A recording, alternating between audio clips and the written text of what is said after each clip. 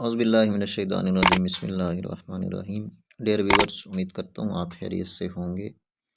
आज आपके साथ एएसएफ एएस एएसआई 2022 के अंदर जो इसका टेस्ट हुआ था उसका पेपर आपके साथ शेयर करने लगा हूँ और इसके अंदर इंशाल्लाह आज कोशिश करेंगे कि सारे एमसीक्यूज़ को सॉल्व करेंगे। आपसे गुजारिश है आप लेक्चर को लाजमी लास्ट तक देखा करें। कुछ दोस्त ऐसे हैं जो लास्ट तक देखते हैं और मेरी जो मिस्टेक्स होती हैं वो मेरे सामने हाईलाइट करते हैं, तो उन व्यूअर्स का बहुत मैं शुक्रिया अदा करता हूँ कि आप मेरी इस्लाह करते हैं। असल में वो गलतियाँ बाज़ औक़ात इसलिए हो जाती हैं कि मैं यही कोशिश करता हूँ कि जितना जल्दी हो सके मैं वीडियो को वाइंड अप करूँ और वीडियो जो है ये लंबी ना हो जाए, तो इसलिए बाज़ औक़ात मिस्टेक हो जाती हैं। मैथ के कुछ क्वेश्चंस के अंदर मिस्टेक हुई थी, तो जिन दोस्तों ने इस चीज़ को हाईलाइट किया था उनका बहुत बहुत शुक्रिया। और आप मेरे चैनल पे वीडियोस को काफ़ी शौक़ से देखते हैं, तो इसलिए आपका बहुत बहुत शुक्रिया। और ये सिर्फ़ और सिर्फ मैं आपके भले के लिए कर रहा हूँ, ठीक है। इससे आपको फ़ायदा हो रहा है तो मुझे काफ़ी ज़्यादा खुशी होती है कि मेरे चैनल से या मुझसे किसी इंसान का भला हो रहा है, ठीक है। तो आज का लेक्चर स्टार्ट करते हैं। आपसे गुजारिश है लेक्चर को लाजमी लास्ट तक देखें। काफ़ी ज़्यादा एमसीक्यूज़ हैं जो बार बार रिपीट हुए पड़े हैं और ये सारे जो पेपर हैं ये 2022 के हैं। तो हमारे पास क्वेश्चन नंबर 1 है।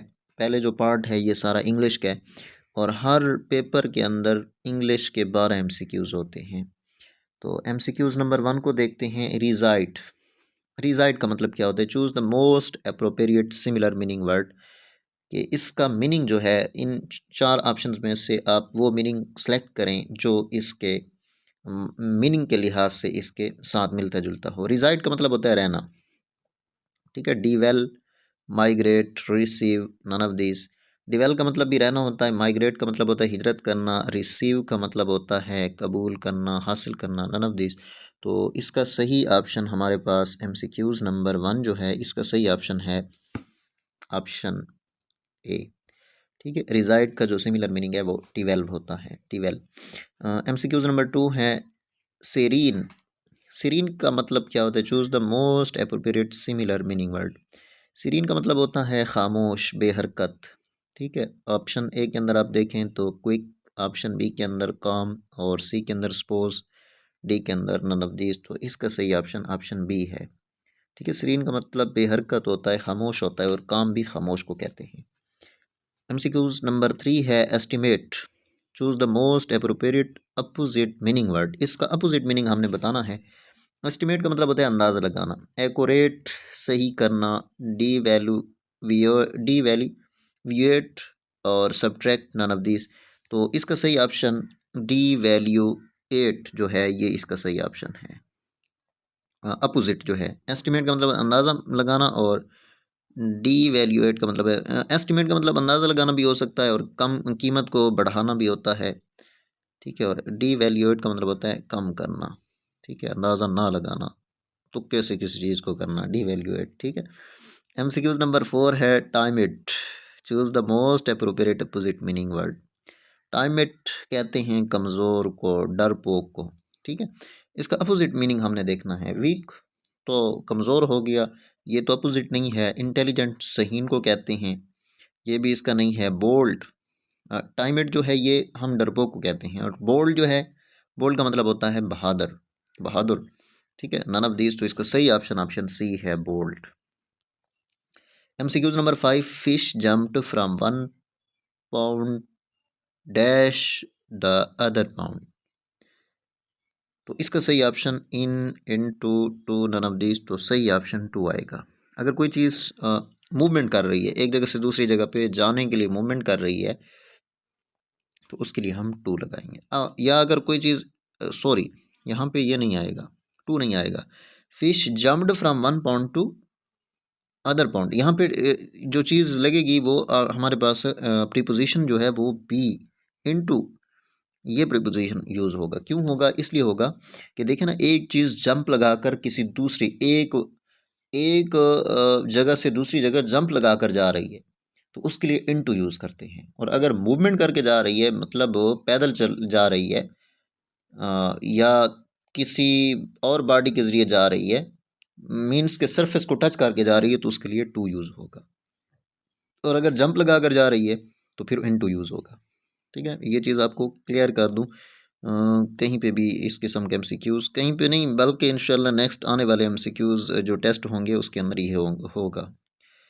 एमसीक्यूज़ नंबर 6 है, examiner monitored the paper distribution dash 10 minutes, select the appropriate option since from for none of these. अच्छा, एक बात यहाँ पे और आपको क्लियर करता चलूँ कि जहाँ पे time of point of time हो या पीरियड ऑफ टाइम हो, उससे पहले दो चीज़ें यूज़ होंगी, या तो फार होगा या सिंस होगा। ठीक है, तो यहाँ पे 10 मिनट्स हैं, ये हमारे पास पीरियड ऑफ टाइम है, तो इसके लिए फार यूज़ होगा। सिंस ऑप्शन ए के अंदर सिंस है, बी के अंदर फ्रॉम, सी के अंदर फार, तो इसका सही ऑप्शन सी होगा। एमसीक्यूज नंबर 7 है, he has experience dash driving all types of motor vehicles, select the appropriate option in to of none of these. He has experience of आएगा यहाँ पे, of driving all types of motor vehicles. ठीक है, इसका जो सही option है वो ऑप्शन सी है। एमसीक्यूज नंबर 8 है हमारे पास, सोर find the superlative degree. Superlative degree हमने फाइंड करनी है सोर की। मोर, सोर, सोरिएस्ट, सोर मोस्ट, नन ऑफ दीज, तो इसका सही ऑप्शन ऑप्शन डी है। इससे पहले अगर मोस्ट होता, मोस्ट सोर, तो वो हमारे पास सुपरलेटिव डिग्री होती। इसके बाद एमसीक्यूज नंबर 9 है, bitter find the comparative degree. Bitter जो है, bitter, more bitter, most bitter, none of this, तो इसका सही ऑप्शन ऑप्शन बी है, मोर बिटर। ठीक है, इसके बाद हमारे पास एमसीक्यूज नंबर 10 है, और ये एमसीक्यूज नंबर 10 जो है ये हमारे पास डायरेक्ट इनडायरेक्ट से हैं। स्टूडेंट, जितने भी हम ये पेपर सॉल्व कर रहे हैं, तो उनके अंदर एक चीज़ देखी गई है, वो कौन सी है? वो ये है कि इंग्लिश के जो हमारे पास इंग्लिश का जो पेपर होता है, उसके अंदर 4 एमसीक्यूज़ आपके पास वर्ड मीनिंग्स, 2 वर्ड मीनिंग्स वाले होते हैं, 2 अपोजिट वाले होते हैं, 4 ये होते हैं। और हर पेपर के अंदर एक डायरेक्ट इनडायरेक्ट से आया होता है क्वेश्चन, तो डायरेक्ट इनडायरेक्ट को सही तरह से समझें। और उसके अलावा बाकी जो चीज़ होती है, एक एमसीक्यूज़ होता है करेक्ट स्पेलिंग वाले वर्ड को चुनने का, तो ये भी आप क्लियर कर लें। उसके अलावा कंपैरेटिव सुपरलेटिव डिग्री के रिलेटेड भी आया होता है, तो वो भी आपको क्लियर कर लें।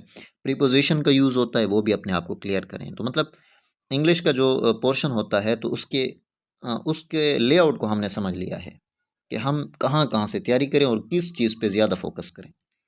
ठीक है, अब हमारे पास एमसीक्यूज नंबर 10 है, he said to me I will call you, change into indirect speech.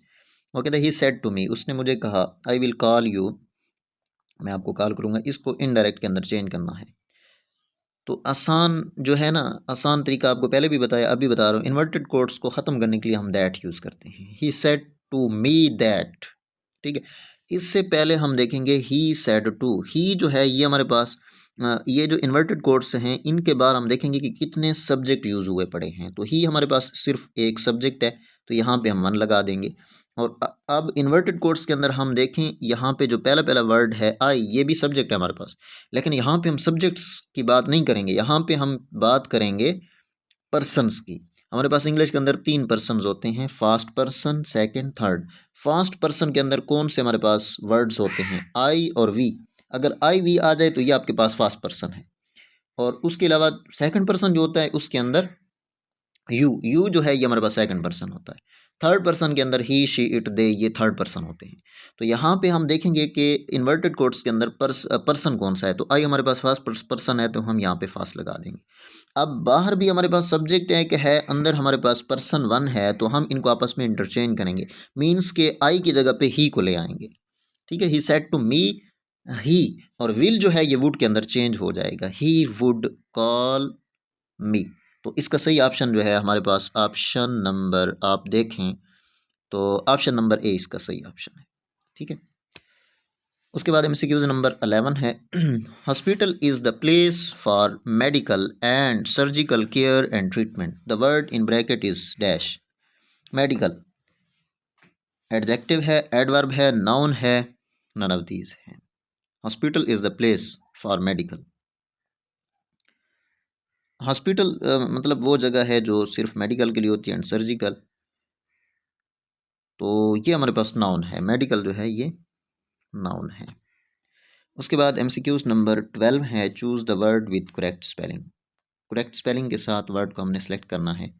Scenery, scenery, scenery, none of these, सारे एक जैसे हैं लेकिन स्पेलिंग के लिहाज से हमने सही इसको सेलेक्ट करना है। तो सीनरी जो होती है उसका सही जो स्पेलिंग होते हैं SCENERY, तो इसका सही ऑप्शन ऑप्शन ए है। ठीक है, इसके बाद MCQs नंबर 13 को देखते हैं और ये हमारे पास इंग्लिश के MCQs हो गए हैं। अब हम आगे MCQs नंबर 13 को देखते हैं। MCQs नंबर 13 के अंदर है, dash was the first president of Pakistan. Pakistan का पहला प्रेसिडेंट कौन था? सिकंदर मिर्ज़ा था, जनरल अयूब खान था, जुल्फ़िकार अली भुट्टो था, या नन ऑफ दिस। तो इसका सही ऑप्शन ऑप्शन ए है। सिकंदर मिर्ज़ा जो था ये पाकिस्तान का पहला प्रेसिडेंट था। MCQs नंबर 14 है, airport security force is executive department of ministry of what? Defence, interior, trade and commerce, none of these. तो सही ऑप्शन ऑप्शन ए है, ये डिफेंस मिनिस्ट्री के अंडर आती है। ठीक है, और MCQs नंबर 15 है, ASF under ASF act 1975 is responsible to safeguard aviation industry against act of unlawful interference within limits, aerial attacks from other states, chemical attacks from outside the airports, none of these। तो इसका सही option जो है हमारे पास option B है। MCQs number 16 है, dash is the president of Brazil. Brazil का president कौन था? स्कॉट मॉरिसन और सेबेस्टियन कोर्ज, जेर बोल्सोनेरो, नन ऑफ दीज। तो सही ऑप्शन ऑप्शन सी है। ठीक है, इसके बाद MCQs नंबर 17 है, dash was the first chief justice of federal शरीयत कोर्ट ऑफ पाकिस्तान। शरीयत कोर्ट ऑफ पाकिस्तान का पहला चीफ जस्टिस कौन था? Justice Abdul Rashid, justice Aftab Hussain, justice Salahuddin, none of these. सही ऑप्शन ऑप्शन सी है, जस्टिस सलाहुद्दीन शरीयत कोर्ट का पहला चीफ जस्टिस था। MCQs नंबर 18 है, capital of Tajikistan is. Tajikistan का कैपिटल कौन सा है? दुशंबे, बक्कू, दमिश्क, नन ऑफ दीज। तो सही ऑप्शन इसका दुशंबे है। ताजिकिस्तान का जो कैपिटल है वो दुशंबे है। MCQs नंबर 19 है, world war 2 was fought between dash, between dash. World war 2 जो है ये कब लड़ी गई थी? 1937 to 1945, 1936 to 1942, 1942 to 1947, none of this. सही ऑप्शन ऑप्शन ए है। वर्ल्ड वार 2 जो है ये 1930 1 सितंबर 1937 से 1 सितंबर 1945 तक लड़ी गई थी। MCQs नंबर 20 है, length of silk highway is. Silk highway की लेंथ कितनी है? 3000 kilometre, 6000 kilometre, 9000 kilometre, none of these. तो सही ऑप्शन ऑप्शन बी है, सिल्क हाईवे जो है इसकी लेंथ 6000 किलोमीटर है। MCQs नंबर 21 है, the period of bronze age is spread between dash, 3000 to 100 BC, 5000 to 3000 BC, 100 BC to 300 AD। तो इसका सही option option B, option B है। ठीक है, उसके बाद MCQs नंबर हमारे पास 22 हैं। MCQs नंबर 22 के अंदर, United nation security council has dash permanent members. United nation security council जो है उसके कितने परमानेंट मेंबर्स हैं? 5, 10, 20, नन ऑफ दीज। तो सही ऑप्शन ऑप्शन ए है, 5 परमानेंट मेंबर्स हैं। और ये MCQs कॉर्पोरल पोस्ट के अंदर भी आया हुआ था और ASI के बाकी जो टेस्ट थे उनके अंदर भी आया हुआ था, तो ये रिपीट हो रहा है। और इसके बाद MCQs नंबर 23 को देखें तो ये भी रिपीट हो रहा है, ये भी पिछले टेस्टों के अंदर आया था। All are official languages of United Nations except. इनमें से नीचे जो दी गई हैं तमाम यूनाइटेड नेशन की लैंग्वेजेस हैं, लेकिन एक लैंग्वेज ऐसी है जो नहीं है। तो MCQs नंबर 34 जो है इसका पहला ऑप्शन है फ्रेंच, बी के अंदर पर्शियन और सी के अंदर इंग्लिश और डी के अंदर नन ऑफ दीज। तो सही ऑप्शन ऑप्शन बी है। पर्शियन जो है ये यूनाइटेड नेशन की ऑफिशियल लैंग्वेज नहीं है, बाकी लैंग्वेजेस ऑफिशियल हैं। MCQs नंबर 24 है हमारे पास। Pakistan has served for dash times as non-permanent member of United Nations. 3, 5, 7, none of these. तो पाकिस्तान 7 बार यूनाइटेड नेशन जो है उसके अंदर नॉन परमानेंट मेंबर के तौर पर खिदमत अंजाम दे चुका है। तो इसका ऑप्शन सी जो है वो सही ऑप्शन है। MCQs नंबर 25 है। Atomic number of dash is 11।